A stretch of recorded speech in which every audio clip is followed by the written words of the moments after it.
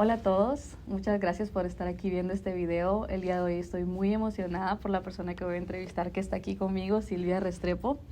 Nosotros nos conocimos hace un año a través de Zoom, nos vimos en una reunión y pues después de eso creo que todo ese año como que escuché mucho acerca de ella y pues curiosamente la vida la trajo aquí a Ítaca, Nueva York, la vida y las decisiones creo yo, y vamos a hablar un poquito de eso. Pero estoy muy contenta de poder tener esta oportunidad de platicar con ella, que podamos conocerla un poquito más, saber quién es, de dónde viene y qué es lo que hace hoy aquí. Así que, pues hoy vamos a hablar un poquito, vamos a tener una plática acerca de la vida de ella. Y Silvia, si se quiere presentar, decir su nombre, hablarnos un poquito de usted. Muchas gracias, Kenzie, por esta oportunidad. Yo también estoy muy emocionada.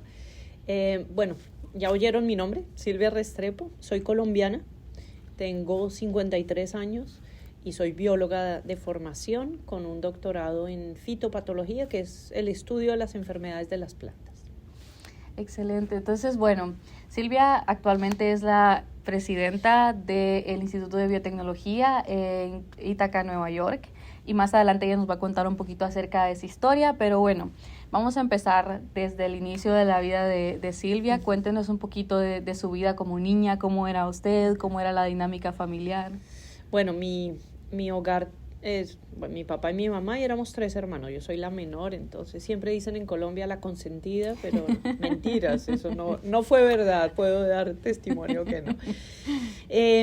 Un hogar muy, muy tradicional, colombiano, donde mi papá era médico, mi mamá dedicada al hogar, entonces dedicada a sus hijos, entonces recibimos mucho amor en la casa.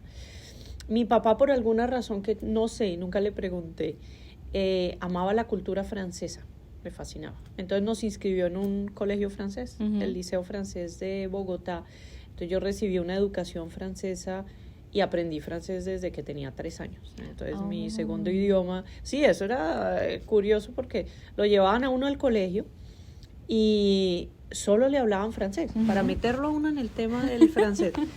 Y yo, tal vez rebelde desde chiquita, me parecía eso como tan extraterrestre, que los primeros días mi mamá me dejaba en el colegio y yo me devolvía del salón y me sentaba junto al portero todo el día a esperar a que mi mamá volviera. ¿En serio? Y no me obligaban a entrar a clase ni nada porque no querían forzarme, yo me quedaba callada, 4 o 5 horas junto al portero sin comer mi lonchera ni nada, esperando que mi mamá volviera. ¿Y el portero qué decía? Nada. Pues me imagino que me hablaba, no recuerdo mucho, mi mamá me contaba, pero bueno, a los pocos días creo que me dio curiosidad qué estaban haciendo mis compañeros en ese salón y los recreos, entonces ya, comencé mis clases. Entonces sabe francés desde pequeña, aprendió francés. ¿Y en casa qué hablaban? No, español. Okay. Español, pero cuando yo tenía 8 años, mi papá tuvo la oportunidad de trabajar en un hospital en París y fuimos y vivimos un año. Entonces yo estuve un año en colegio en Francia. Fue una locura, Kenzie, porque en Francia se va uno caminando al colegio. En Bogotá ni pensarlo, o sea, en Bogotá, esa ciudad tan grande, la inseguridad que hay, íbamos en bus o mi mamá nos llevaba al colegio. En Francia era, bueno, ponte la maleta, chao, y uno como, ¿y ahora qué? Y se iba uno caminando a los 8 años hasta el colegio. Wow. Entonces era una sensación de libertad y tranquilidad muy grande y fue una experiencia muy bonita. Entonces, sí, francés es mi segundo idioma, me siento muy cómoda hablando en él, es como natural en mí. ¿Y en la escuela cómo era? ¿Era como que le gustaba jugar o era como más callada o era como la niña presidenta de la escuela? No, para nada, era súper tímida, pero era tímida, me daba pena levantar la mano, me daba pena hablar con una persona nueva. Entonces mis amigos, yo tengo mis amigos del colegio que son los amigos de toda la vida, fueron los mismos, desde primer año hasta último año porque me daba pena. Era muy tímida y bueno, evidentemente se me quitó con los años, pero era nerd, era completamente nerd, comía libros, estudiaba todo el tiempo, sacaba los primeros puestos en el colegio, pero no me gustaba que dijeran nada que era el primer puesto, me daba vergüenza todo. Wow. Sí. Y me imagino que en la casa sí era como un poquito más suelta. ¿Cómo era la dinámica con sus hermanos, por ejemplo? Bueno, Tú sabes que uno de joven y de adolescente odia a los hermanos. Sí. Y más si nos mandan a hacer cosas. Sí. Entonces, bueno, la dinámica, mi papá era un intelectual, entonces leíamos mucho. Nos restringían las horas de televisión. Wow. Porque mi papá decía que bueno, era un poquito perder el tiempo viendo televisión, entonces solo podíamos tener unas horas al día de televisión. Y la dinámica con mis hermanos era, bueno, yo compartía el cuarto con mi hermana. Okay. Y pues mi hermana al principio, bueno, jugábamos juntas y todo, pero después cuando entramos a la universidad ella pues decidió ser artista. Y entonces le dio por un día, por ejemplo, pintar las paredes del cuarto. Entonces me tocó establecer los límites de que pinta hasta acá. Entonces dividí el cuarto en dos y le dije, tú puedes pintar en las paredes de esta parte del cuarto, pero en esta parte, eso es mío. Y entonces, qué interesante eso. Y creo que eso fue un papel muy importante ahora, como aprender a establecer los límites. Ya desde chiquita sabía cómo... Tenía que establecer los límites con mi hermana. Y somos 3 hermanos, nos queremos mucho, pero muy diferentes. Mi hermana pues es artista, mi hermano es ingeniero y yo bióloga. Entonces, todos por diferentes caminos. Algo que me llama la atención es que muchas veces los hijos no siguen el paso de los padres, porque usted dice su papá era un doctor. Y no sé si de repente cuando usted decidió estudiar biología como que venía de eso, pero... No, Kenzie, nunca se me ocurrió estudiar medicina. Por una razón siempre fue que a mí el dolor ajeno me causa mucho dolor a mí también. Ver niños enfermos no aguanto, me da mucha tristeza. Entonces yo me imaginaba llorando con los papás y llorando con el niño y decía, no puedo. El dolor ajeno, el sufrimiento, la angustia, es algo que me conmueve mucho. Entonces yo decía, de pronto puedo ser una buena médica, la parte de investigación puede ser, pero el trato iba a ser muy, muy duro para mí. Claro. Sí. Entonces nunca consideré la medicina. Por eso plantas o animales. Algo que no tenga que ver con los humanos, sí. Y cuando, digamos, usted va creciendo y usted dice que es un poquito tímida, como ¿en qué momento llega eso de que pues sale Silvia de su caparazón y empieza como a hablar un poquito más? Mira, Kenzie, yo creo que cuando me fui a vivir sola. Le toca a uno como hacer todo uno, enfrentarse a la vida. En Colombia duramos mucho en la casa de los papás. Sí. Y en Latinoamérica en general. Somos muy consentidos. Entonces, por ejemplo, toda mi carrera universitaria de undergrad, toda la primera parte, la viví donde mis papás. 4 años de carrera en biología, pues vivía en Hotel Mamá, muy feliz. Sin pagar renta. Sin pagar renta ni pagar nada, claro. Porque además tenían un carro ahí viejo y nos dijeron a los 3 hermanos que teníamos que compartir carro, entonces compartíamos carro porque íbamos los 3 a la misma universidad, entonces íbamos los 3, hacíamos carpooling de hermanos. Y nos llevamos muy poquito de años de diferencia, entonces coincidimos en la universidad bastante tiempo. Pero cuando terminé la carrera en el año 92, me fui a Francia a hacer mis posgrados.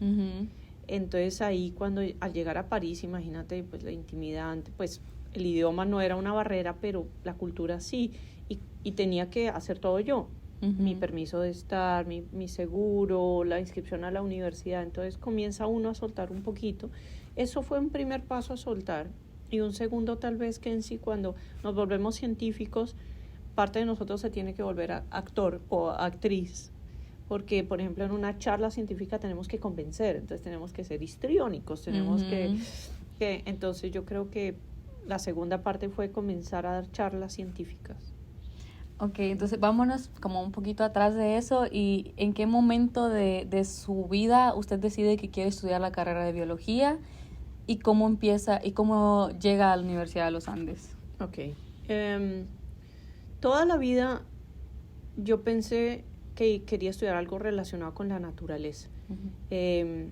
Cuando éramos chiquitos, en las vacaciones, mi papá es de un pueblo que queda al oeste de Colombia, que se llama Tuluá, cerca a Cali. a Cali, que es una de las ciudades más importantes de Colombia, pero él venía de un pueblito muy chiquito y tenían una finca de los abuelos. Entonces, apenas comenzaban las vacaciones de colegio, nos metían a todos los primos en un carro y nos mandaban a la finca. Y yo era medio salvaje, y como era tan introvertida, lo que hacía era que juntaba a mis perros, tenía varios perros, uno en particular que se llamaba Argos, e iba con ellos a recorrer cerca de la finca, iba al río con ellos, me bañaba en el río con ellos y volvía, claro, llena de garrapatas y de pulgas y todo. Mi mamá tenía que sacarme todos los animales, pero siempre tuve una comunicación pues con la naturaleza, adoraba a mis perros, gatos teníamos.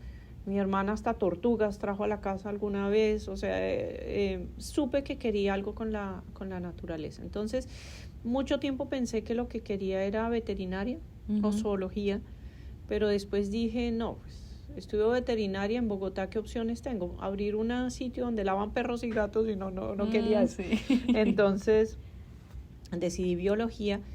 Y Universidad de los Andes en ese momento se perfilaba también como una de las mejores, entonces no lo dudé. 2 universidades son top en Colombia, la Universidad Nacional y la Universidad de los Andes, y solo me inscribí a la Universidad de los Andes, fue un riesgo. Normalmente la gente como que busca por si no pasan y no sé qué, pero bueno, solo me inscribí a los Andes, pasé y comencé mi carrera.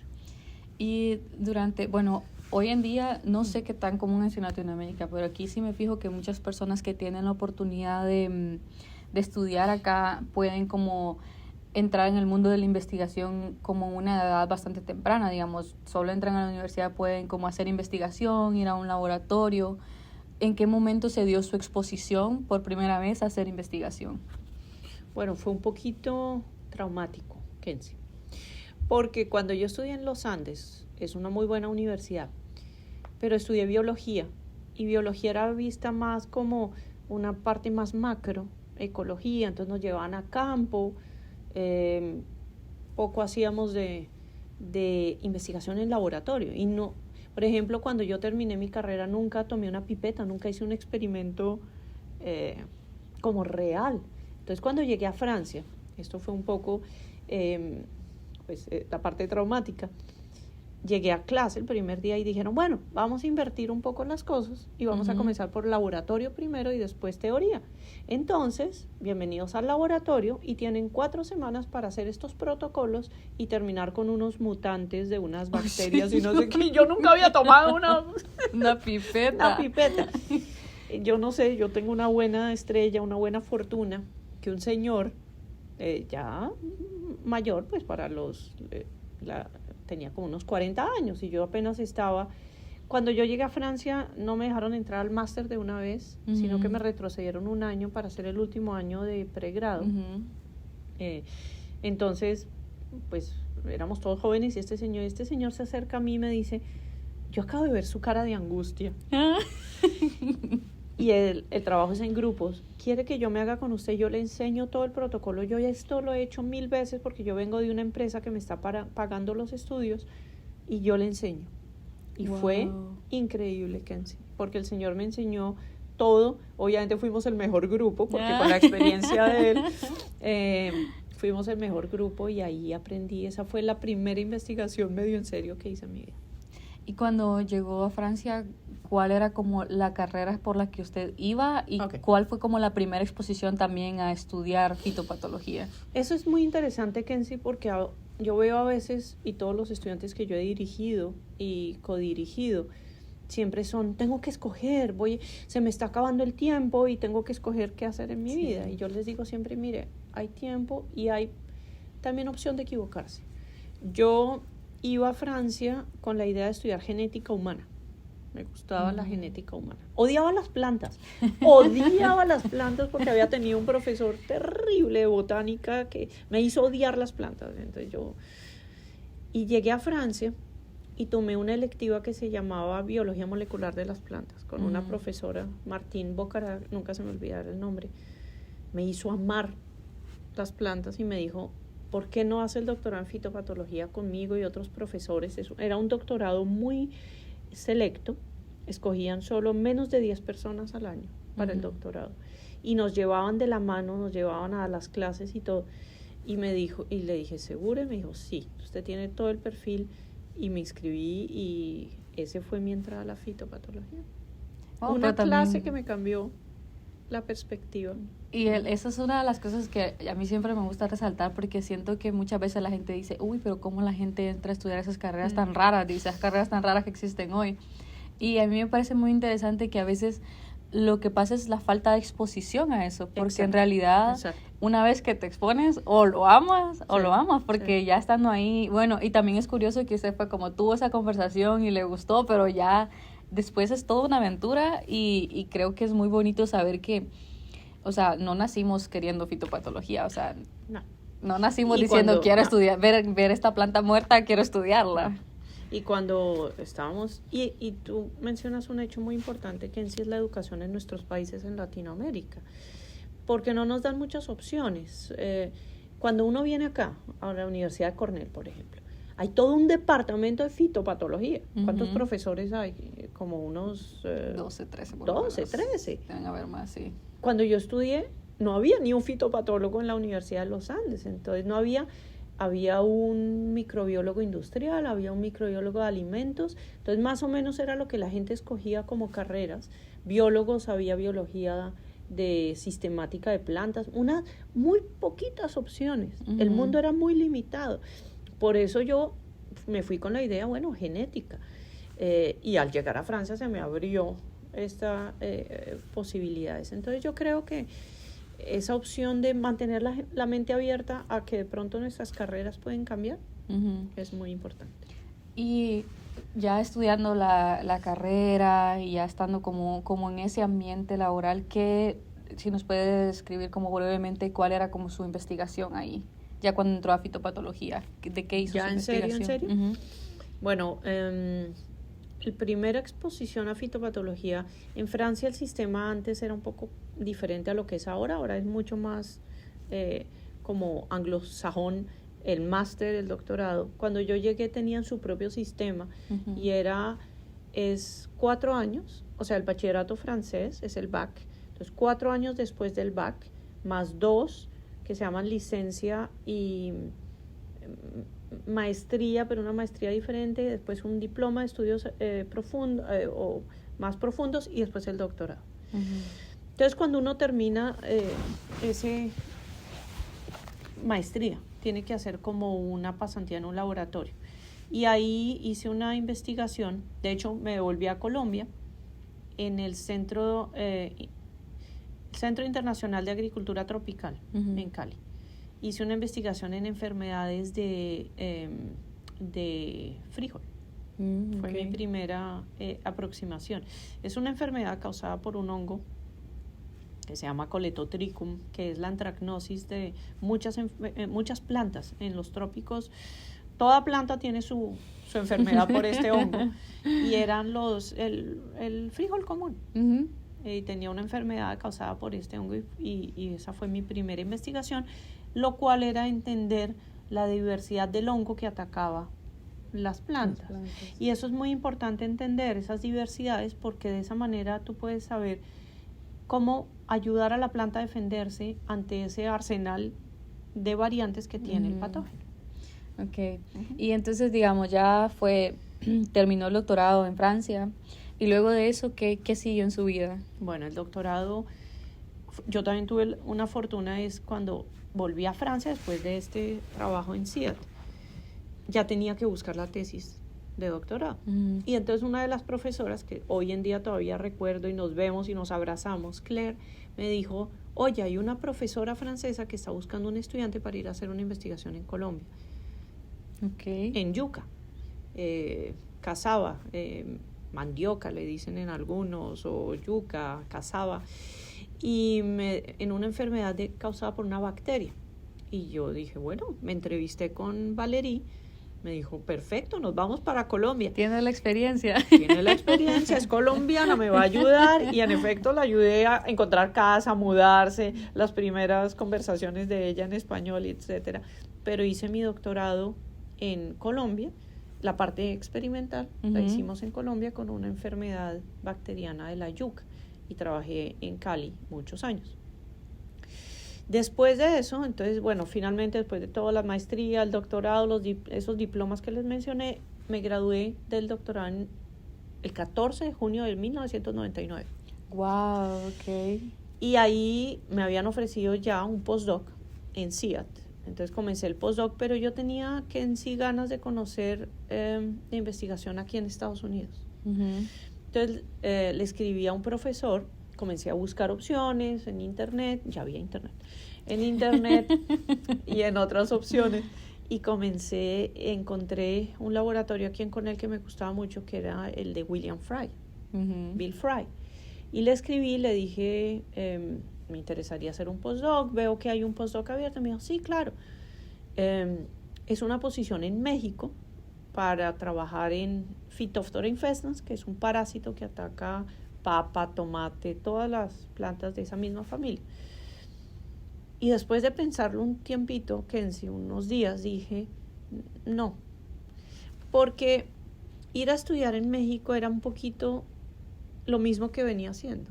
México, Colombia, nuestros países comparten una realidad, una cultura en campo, una cultura de la agricultura. Yo quería conocer otras formas de hacer investigación. Entonces le escribí a Bill con todo el dolor del mundo y le dije, no, Bill, no voy a aceptar por estas razones. Y quedé muy triste. Bueno, pues seguí haciendo mi postdoc en Cali, y como a los 15 días me escribió y me dijo, no, yo quiero que tú vengas y tengo una nueva posibilidad de que vengas a Ítaca. Entonces vine. Y llegué en enero del 2000, y eso fue curioso porque venía de Cali. Cali es una ciudad muy caliente en Colombia, y vengo en el avión que en sí veo por la ventana y veo todo blanco y yo, ¿Qué hice? Y claro, aterrizo y había nieve acumulada. Hace 20 años los inviernos eran mucho más fuertes que ahora. Wow, o sea, vino en temporada de... Llegué en enero. Enero y febrero son los meses más helados en Ítaca. Y estamos hablando de grados centígrados que puede llegar hasta menos 11, 12 y la sensación térmica es menos 20 grados centígrados. Sí. Entonces, bueno... pero tenía amigos colombianos acá que me ayudaron a encontrar la ropa el abrigo apropiado y demás. Ok, y entonces, bueno, algo que me parece curioso es, ok, usted aprendió francés, pero cuando vino a Estados Unidos, ¿qué tal era su nivel de inglés? ¿Cómo hizo con el Era inglés? mediano, me costaba sostener una conversación a veces. Digamos, en el mundo científico se defiende uno porque los términos igual los aprende uno. Pero la vida, y a veces, sobre todo el oído, era difícil, acentos y todo, porque yo aprendí inglés en el colegio, pero ya cuando tenía como 12, 13 años. Y era 2 horas a la semana, una cosa mínima. Y no había practicado inglés nunca en mi vida. Pues de pronto una charla en un congreso que había dado durante el doctorado. Entonces, eso fue un poquito duro también. Ok, entonces... Eso ya terminando el doctorado, hace su postdoc aquí. Sí. ¿Cuánto tiempo está en Estados Unidos? Hasta el 2004 estuve acá. Cabe anotar que en el intermedio conocí a mi esposo acá. Él hacía el doctorado acá en Cornell. Nació nuestro hijo. O sea, lo conocí, nos casamos. Fueron 4 años. Y nació nuestro hijo acá, en Geneva, en otra ciudad que queda al norte, en el otro lago, donde hay una estación experimental de Cornell. Nació mi hijo allá.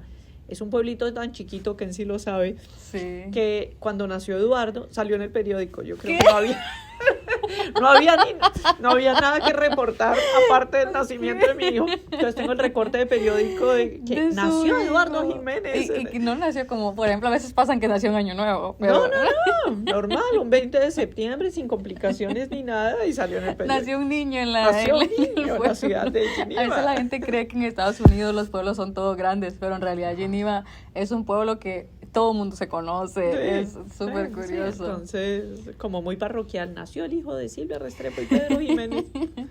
Pero, ¿y cómo se conocieron entonces con su esposo? Entonces nos conocimos, aquí hay un edificio que se llama Bradfield, y tiene un corredor, y tiene laboratorios al lado y lado. Entonces el de Bill Fry quedaba aquí a la derecha, yendo pues hacia una dirección, y el de mi esposo era exactamente lo opuesto del corredor, a la izquierda.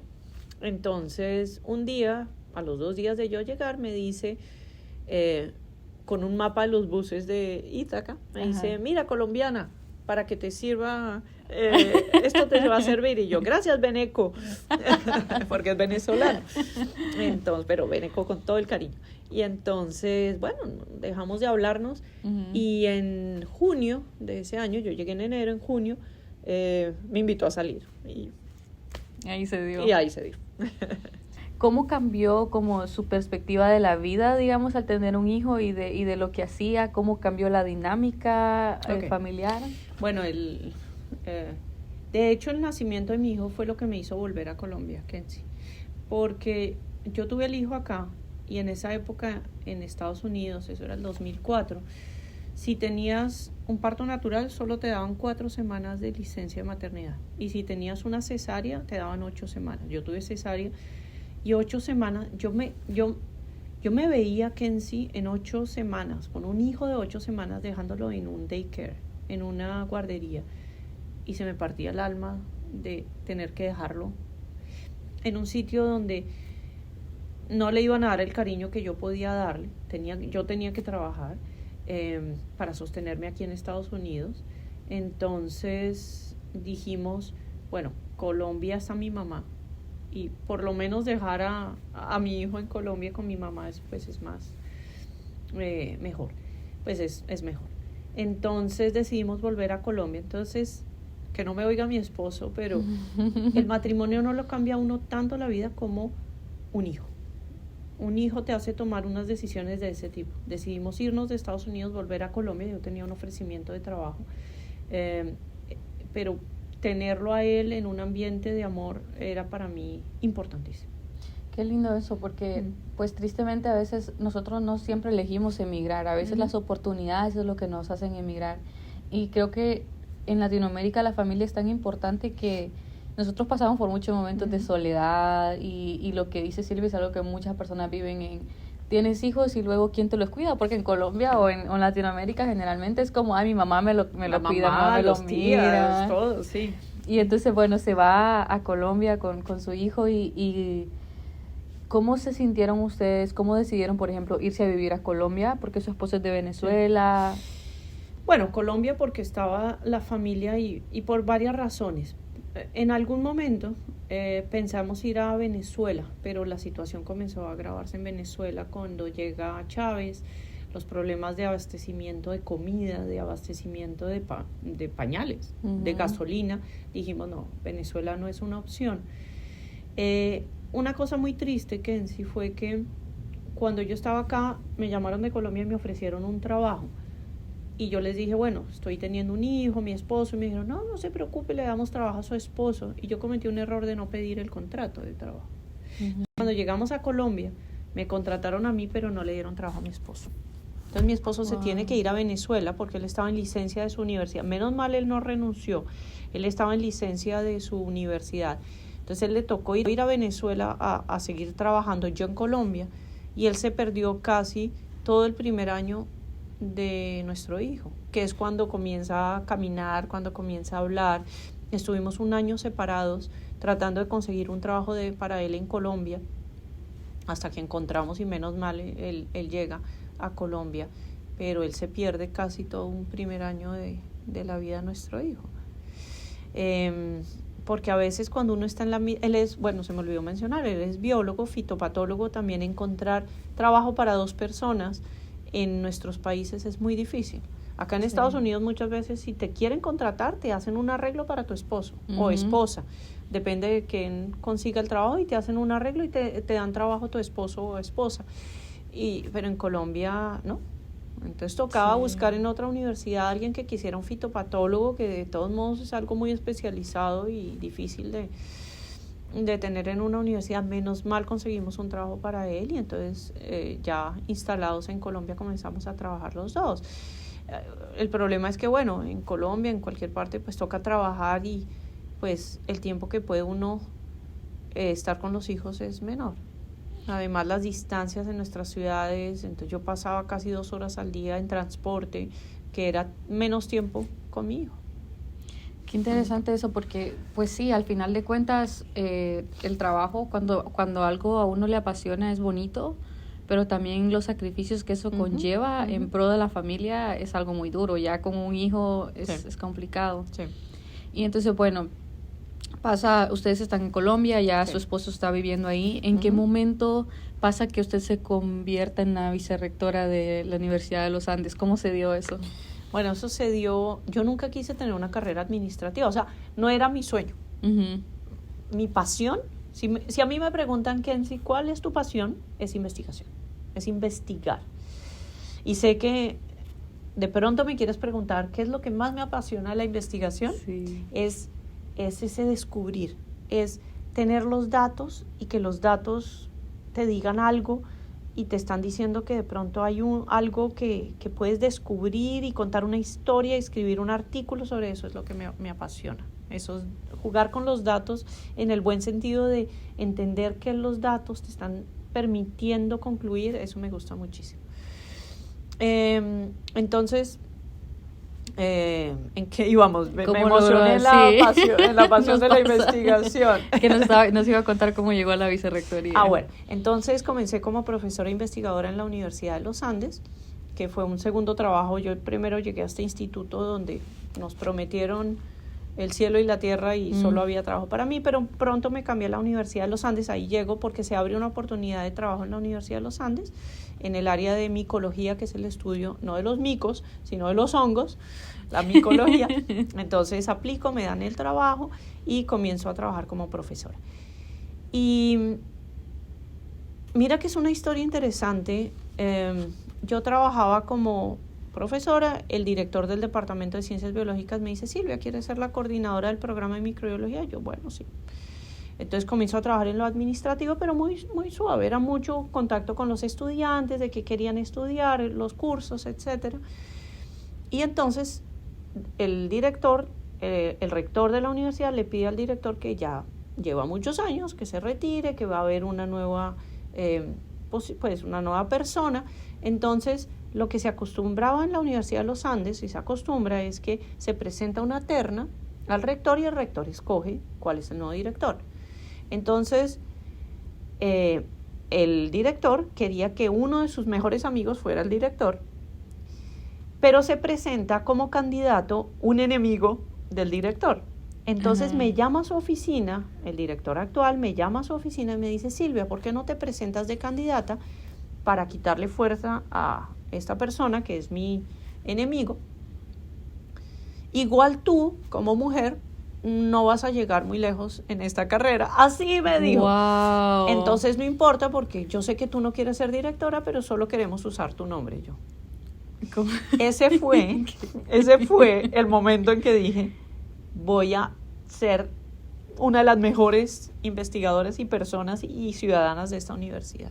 Wow, okay. Entonces me presento y es interesante porque entonces el director organiza una votación y obviamente en la votación su amigo queda con más votos, yo con segunda y el enemigo en tercero. Y un día llega el rector a una reunión del departamento, entra, nadie lo esperaba, además la figura de rector en Colombia es wow. Bueno, acá también, pero es el presidente, el rector, llega él, que era una persona muy respetada en Colombia, abre la puerta y dice, miren, en la Universidad de los Andes no se vota, se consulta, y la nueva directora del departamento es Silvia Restrepo. Delante de todos los profesores. O sea, ¿cómo llegó? Porque Kenzie, uno es juicioso, porque ser juicioso paga, porque yo había sido juiciosa con mi trabajo, con mi investigación, estaba publicando mucho, comenzaba a ser reconocida. Entonces el vicerrector académico, que fue como otro ángel, yo tengo varios ángeles que se me han aparecido en la vida, otro ángel que apareció en mi vida, me conocía y le recomendó al rector que me nombraran. Entonces después de ser directora, 2 años, se retira el decano. Nuevamente el decano me llama a la oficina y me dice, bueno, usted no es de mis candidatas, quiero decirle, usted no es mi candidata. Y yo, bueno, o sea, yo tampoco quiero ser decana, ¿no? Pero era no por me ser interesaba, mujer, ¿o? yo creo. Entonces, nuevamente, me escogen a mí de decana. Y a los 2 años, el rector, que ya era otro rector, me dice, usted es mi decana favorita, ¿quiere ser mi vicerrectora? Y yo, bueno. ¡Wow! Entonces, me volví vicerrectora en el año 2014. Y duré de vicerrectora hasta el año 2023, combinando mi investigación, mis clases, porque nunca dejé de dar clases, ningún semestre, y mi carrera administrativa. ¿Cómo fue para usted, digamos, pensar que un día usted era un estudiante de esa universidad y luego se convirtió en la vicerrectora? No, era un sueño que en sí, como estudiante nunca me imaginé, o sea, uno veía a los vicerrectores y los rectores como esa gente que uno ve como dioses en el Acrópolis y uno no piensa que va a llegar allá. Y de pronto, y es curioso porque de pronto me volví la jefe de mis antiguos profesores. Es cierto. Muchos de ellos fueron mis profesores y yo me volví de pronto jefe de mis profesores. Y jefe de esas personas que no habían creído en mí, que a mí no me causaba ningún problema. Yo voy por la vida tratando de ser justa. Yo creo que la justicia es algo que... Mira, hay 2 cosas tal vez importantísimas que en sí es humildad y justicia. Ser humilde siempre, pensar que llegamos ahí por el esfuerzo, pero siempre con mucha humildad, porque muchas veces que en sí tuvimos algunas... ¿cómo se llaman? Privilegios que otros no tuvieron, y tenemos que pensar mucho en ponerse en los zapatos del otro, y justicia de que pase lo que pase, todo el mundo debe ser mirado igual. Y que eso es algo que no sé, siento que en nuestros países a veces cuesta, digamos, como un partido político. Si va a ese partido político, sí, ustedes ya reciben. Y de repente, sí, incluso pasa en estos cargos que usted menciona, porque de repente, ay, sí, esta persona no me trataba bien, pues... Ahora es mi momento de venganza. Pero qué bueno recalcar que eso no fue así. No. Y en todo este tiempo, Silvia, yo veía una de los discursos que usted daba para los graduandos, y en ese discurso usted incitaba a los estudiantes que ellos eran como las mejores personas para optar a estos cargos políticos muchas veces, para optar para ser agentes de cambio. ¿Qué fue lo que usted aprendió, digamos, en este tiempo como vicerrectora en un cargo administrativo que hace que usted ahora pueda como decirle a los demás, esto también es importante aparte de hacer ciencia? No dejar la ciencia, sí, pero aparte de hacer ciencia. Pero incluso si haces solo una carrera en la ciencia, el impacto que tú puedes tener en una persona con la que incluso con solo una conversación, o sea, cada vez que tú interactúas con alguien, algo tiene que cambiar en ti. Sí. Entonces yo comencé a ver que como investigadora, mira cómo mi carrera cambió con una sola profesora. Yo iba a hacer genética y con una sola profesora volví fitopatóloga. Esa influencia que tú puedes tener en las personas y hacerlos entender que todos podemos ser agentes de transformación. Uh-huh. Yo hoy en día, tengo 11 estudiantes de doctorado que fui su consejera, su directora, más de 60 de maestría. Y cuando yo veo a mi alrededor algunos están en cargos políticos, otros están en universidades de profesores, otros están en cargos administrativos, en ONGs, en sector privado. Y espero que esas pequeñas enseñanzas de ser justo, de ser humilde, de trabajar, de enseñar siempre. En mi laboratorio no podía haber un estudiante que no quisiera también transmitir su conocimiento a una persona más joven. Yo creo que así es que podemos comenzar a transformar el mundo. Y qué bonito y de hecho también usted hablaba de eso, de cómo utilizar, digamos, el privilegio de haber estudiado en un sentido social. Y me imagino que eso es una de las cosas para usted, como aprovechar eso y poder transmitirlo a los demás, porque al final las siguientes generaciones son las que van a quedar y van a seguir haciendo el trabajo que usted comenzó, por ejemplo. Sí. Y bueno, hay otro tema que en sí, que es todo lo que se nos viene encima de cambio climático y demás.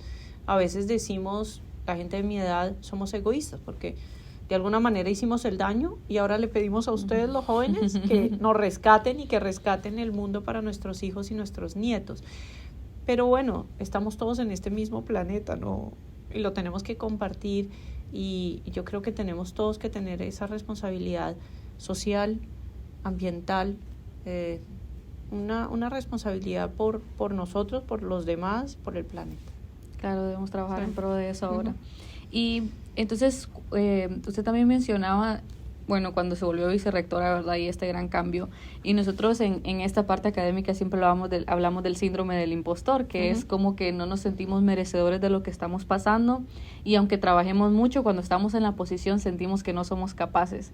Y generalmente cuando estamos en el doctorado, personalmente a mí me pasa a veces, pero no sé si eso, yo siempre me he preguntado, ¿se acaba? O cuando uno escala siempre da como, no sé, siempre da como esa incapacidad. Sí. Nunca se acaba. En conclusión, nunca se acaba. Perdón, Kenzie, pero nunca se acaba. Y yo creo y me considero que no soy feminista para nada, pero las mujeres tenemos mucho más el síndrome del impostor que los hombres.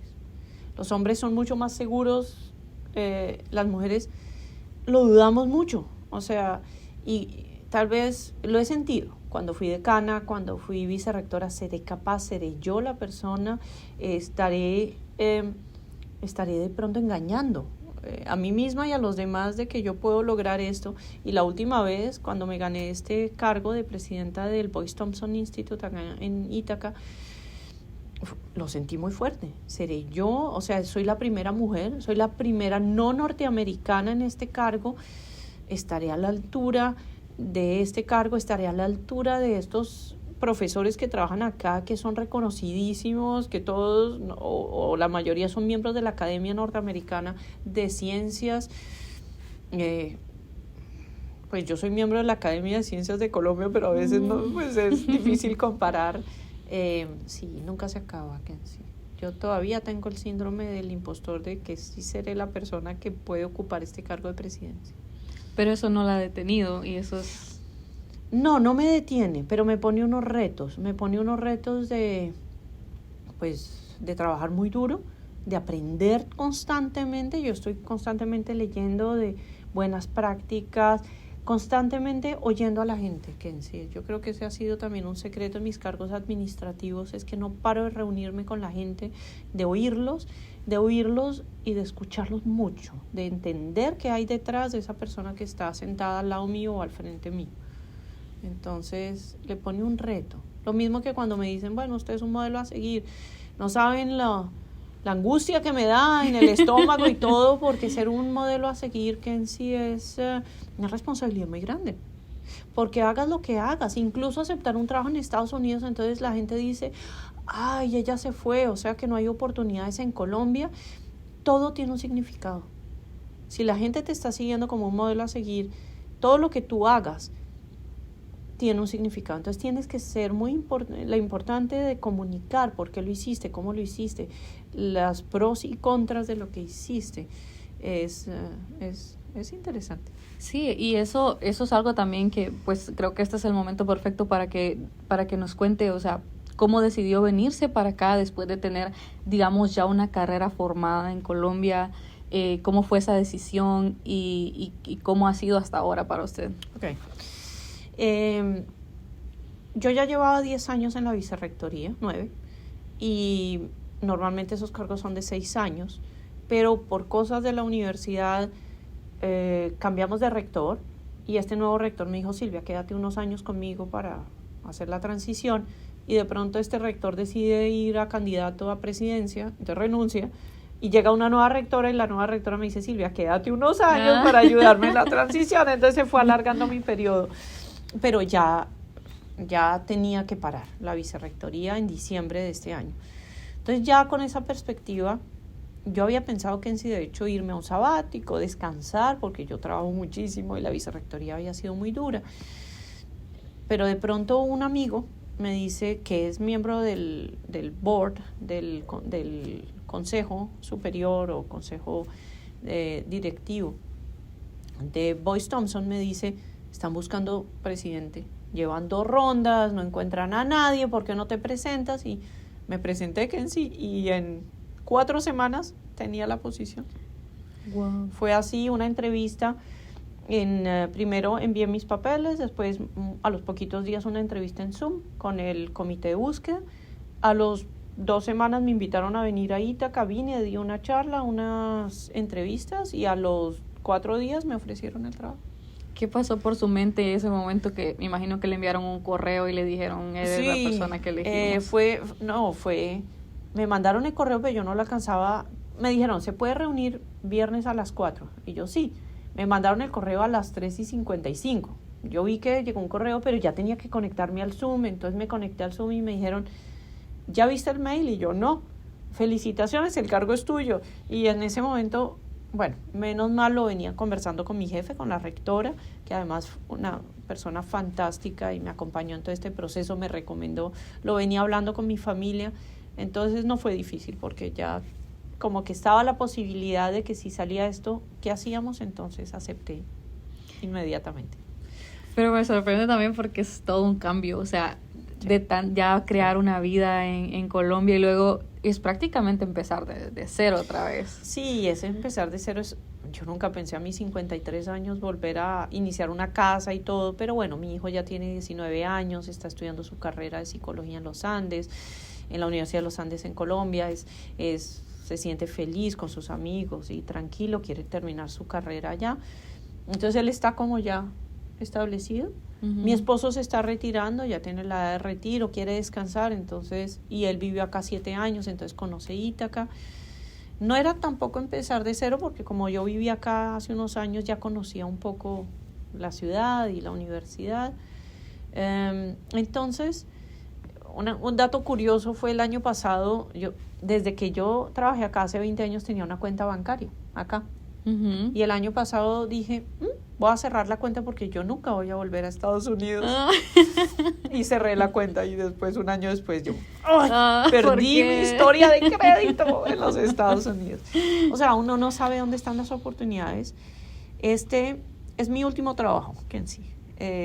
Yo tengo 53 años, como les dije. En Colombia nos retiramos a los 57.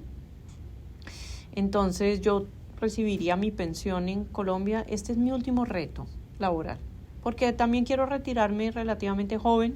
Yo sé, para los jóvenes 53 debe parecer como una vieja de 100 años, pero quiero retirarme relativamente joven y aprovechar vida con mi esposo y mi hijo mientras estoy joven. Entonces son 5 años que tengo aquí para trabajar y después de eso cierro mi vida laboral. Qué interesante. Algo que pues a mí ahorita escuchando me vuela un poco la cabeza es el hecho de cómo la vida la ha llevado como a los mismos lugares, como, no sé, yo siento que es un tipo de retribución porque estudiar en la Universidad de los Andes, luego volverse vicerrectora, ir a Francia y luego regresar a hacer investigación en Colombia y luego haber estado en esta misma ciudad, porque ella estuvo aquí mismo, estuvo en Cornell. Trabajando de postdoc 4 años. Como un postdoc 4 años y luego regresar como presidenta del Boyce Thompson Institute, que es uno de los más prestigiosos en Estados Unidos y en el mundo por la investigación que hacen. Es algo que a mí personalmente me deja sorprendida. No me imagino para usted cómo es vivirlo. Sí, no. Yo cuando era postdoc en sí, pues postdoc es después de estudiante, uno todavía es chiquito, ¿no? Científicamente, y yo veía el Boyce Thompson como, wow, ese sitio, de verdad, como tú dices, ese sitio donde se hace la mejor investigación en plantas en el mundo, uno de los mejores sitios. Veía al director, que era Dan Klesik en ese momento, un súper investigador, como una persona inalcanzable, y cuando me dicen, le ofrecemos el trabajo de presidente, es como un sueño hecho realidad, Kenzie. Es como tú dices, el trabajo, la disciplina, tantos años de trabajo duro, uno recoge lo que siembra, Kenzie. Eso sí es inevitable en la vida. ¿Qué le ha dado o como cuál ha sido su mayor miedo durante el tiempo en su carrera? Miedo, tal vez no cumplir las expectativas que yo misma tengo conmigo misma. Yo soy muy exigente conmigo misma, de llegar a esos niveles de credibilidad como investigadora en el mundo de la investigación. Este año recibí un premio, el Jacob Eriksson, que era reconocimiento a mi trayectoria como fitopatóloga, y fue uno de los momentos más satisfactorios en mi vida, Kenzie, porque digo, la comunidad me reconoce como un miembro válido Uno de ellos. Uno de ellos. Entonces fue como, lo logré. Sí. Bueno, entonces ya siendo presidenta aquí, digamos, hay algo que, bueno, en la familia es una de las cosas más importantes cuando ya estamos, cuando así como usted se casó, ya tiene una carrera.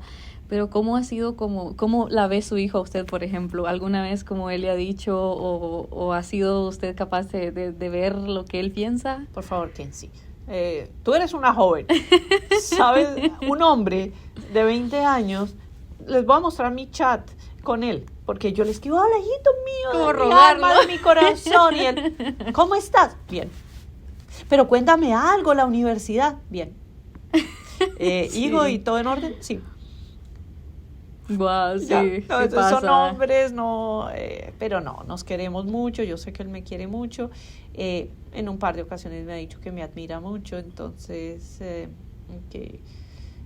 cuando lo senté le dije, hijo, me está saliendo esta oportunidad de irme a trabajar a Ítaca, me dice, mamá, a ti siempre te ha gustado eso, te gusta la investigación, te gusta Ítaca, vete tranquila que yo voy a estar bien. Wow, sí. Qué lindo. Entonces, eso fue muy lindo. Sí. Creo que fue el número más grande de palabras que le oí alguna vez a mí.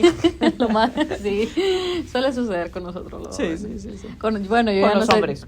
Sí, generalmente. Más que con las mujeres. Porque aparte de Latinoamérica es mucho de que los hombres no pueden expresar o no expresan mucho sus sentimientos. Sí, bueno, no creo que sea el caso de él porque él vive en esa nueva generación pero él, sí, los hombres son mucho más callados. ¿Y él se viene para acá también o se queda en Colombia? Por el momento se queda estudiando su carrera allá, va en 4º semestre, son 9 semestres que tiene que estudiar psicología, pero ha pensado en venir después. Pero de pronto no a Estados Unidos, le gusta mucho Canadá. ¿No? Qué bien. Un día hizo un viaje con su colegio a Canadá, a la parte de Toronto, Quebec, Montreal, y le gustó muchísimo, entonces tiene un sueño de venir a estudiar a Canadá. Maravilloso. Lo que lo haga feliz está bien. ¿Alguna vez esperó que él estudiara lo que usted estudió? No, era lo que lo hiciera feliz, pero todo el colegio mostró una facilidad muy grande por las matemáticas, Kenzie. Me gustaban mucho las matemáticas, pensé que iba a estudiar algo relacionado más con los números, pero decidió estudiar la psicología, pero para mí era lo mismo, con tal de que fuera su escogencia y que lo hiciera feliz. Qué lindo eso, y qué bonito también pues que ya en esta etapa de la vida usted sintió como que ya él creció, tomó su decisión, y igual usted ahora puede decidir venirse, y me imagino que su esposo también va a venir a vivir con usted en ese tiempo. Eso espero. Más le vale. Si está viendo esto, vale. No, qué bien, qué bonito. Y bueno, entonces, digamos, ¿cuáles son las cosas a las que usted aspira en estos años acá? Bueno, aspiro a traer un poco de innovación, a llevar a Boyce Thompson, este instituto, de pronto a una nueva frontera del conocimiento, traer ideas nuevas. Por todos lados nos ataca la inteligencia artificial, Kenzie. Yo creo que hay que convivir pacíficamente con la inteligencia artificial. Entonces, traer un poco de inteligencia artificial a la investigación que hacemos en Boyce Thompson. Y otras ideas nuevas, y tener un instituto que financieramente sea muy estable para poder hacer la ciencia que queremos hacer, y el impacto, que es una palabra que me ha marcado mucho en los últimos años, lograr un impacto mayor en la agricultura de Estados Unidos y del mundo, si podemos. Y hay una cosa cuando se toman este tipo de cargos, Silvia, y es manejar las relaciones interpersonales, porque yo creo que, y muchas veces cuando le pregunto a la gente qué es lo más retador para ellos, es tratar con personas. Total. ¿Cómo ha hecho usted para manejar No, total, porque además es que cada ser humano es un misterio diferente al siguiente. Entonces, entender las motivaciones y las expectativas que cada uno tiene. Eso es lo más difícil de un cargo como estos. Y lastimosamente estos cargos te exponen, vas a tener gente que te apoya. Normalmente si haces bien tu trabajo, eso es una mayoría de la gente que te apoya, la gente que no te apoya, pero va a haber gente que no va a estar de acuerdo contigo. Y toca entender por qué. Yo siempre que tengo una persona que me critica mucho, trato de acercarla. para entender qué es lo que no le gusta, para tratar de entender si es algo que yo puedo cambiar o si es algo del sistema o si es algo de la persona misma, pero tratar de entender, no para tener a todo el mundo contento, porque como te digo, en estos cargos es muy difícil, pero sí que esa persona no venga a trabajar con disgusto, porque uno tiene que venir a trabajar siempre con una sonrisa en la cara, si no, no está haciendo bien su trabajo. Entonces no importa que no nos entendamos, pero que eso que le esté molestando no sea un impedimento para que esa persona venga tranquila a trabajar. Y esto es algo, creo que incluso más importante en el ambiente académico, o muy importante, por así decirlo, porque realmente en el mundo, digamos, estudias en la universidad, el círculo se cierra un poco porque estás como tienes como eso tienes a tus colegas de la universidad, pero luego vas a un posgrado y tienes a tus colegas del posgrado, ya se vuelve un grupo más reducido. Y aun cuando entras al mundo académico es como, si hay una mala relación interpersonal, eso te va a perseguir prácticamente toda la vida. Si hay una situación que no has sabido manejar, toda la vida. Y es increíble cómo el mundo es tan pequeño que de la nada conoces a una persona que está al otro lado del mundo, esa persona, así como le ha pasado a usted, viene acá. Entonces es bien importante saber manejar esas relaciones. Muy importante. Yo, por ejemplo, en ciencia, una vez publiqué un artículo que iba en contra de unos colegas míos, de lo que habían publicado unos colegas, pero me tomé el tiempo que en sí, antes de que publicar, de llamarlos, de decirles, mire, mis datos están en contra de esto, por este argumento, y ellos lo agradecieron toda la vida, porque cuando salió el artículo yo había hablado con ellos y había explicado por qué mis razones iba a contradecir su artículo. Y hoy en día nos vemos y nos abrazamos en los congresos y todo, a pesar de que pues tuvimos esa contradicción científica. Es tomarse el tiempo nuevamente de pensar el otro, qué está pensando, qué está sintiendo, mitigar ese daño que puedes causar antes de causarlo. Cómo se toma la decisión también, porque pues al final creo que una de las cosas que usted mencionaba, chiquita, es como aprendió a establecer límites. Y parte de esos límites es aprender también a hablar y decir, hey, esto no me parece bien. ¿Cómo usted tomó como ese coraje de decir, ok, yo tengo que hablarlo, tengo que decirlo? Porque pudo haberlo no dicho solamente. Tal vez aprendiendo de la experiencia, Kenzie, porque un par de veces cuando estaba comenzando mi carrera administrativa era un poco torpe con este tema de las relaciones interpersonales y no me tomaba el tiempo de llamar a la persona y decir, mire, voy a tomar esta decisión, yo sé que usted no está de acuerdo, que puede pasar esto. Y entonces me explotaba en la cara. Entonces era una persona una vez gritándome en mi oficina y tuve varias cosas así, pocas, pero que me enseñaron, antes de tomar una decisión, piensa en los posibles riesgos. Es imposible controlar todo, pero si tratas de encontrar cuáles son los posibles, es como cuando haces un experimento y tratas de controlar la variabilidad posible de tu experimento para poder sacar unas conclusiones adecuadas de tu experimento. Es lo mismo, es tratar de predecir qué puede pasar, lo más grave que pueda pasar, controlarlo antes de tomar esa decisión. Okay. Y bueno, ya que usted ya está en estos cargos y dice, bueno, esto es como lo último, ¿qué sería, digamos, el legado que a usted le gustaría dejar? Como lo que le gustaría que la gente viera en usted, por ejemplo, o que aprendiera. Bueno, ¿ves? Me pones ese reto otra vez de tener que ser el modelo.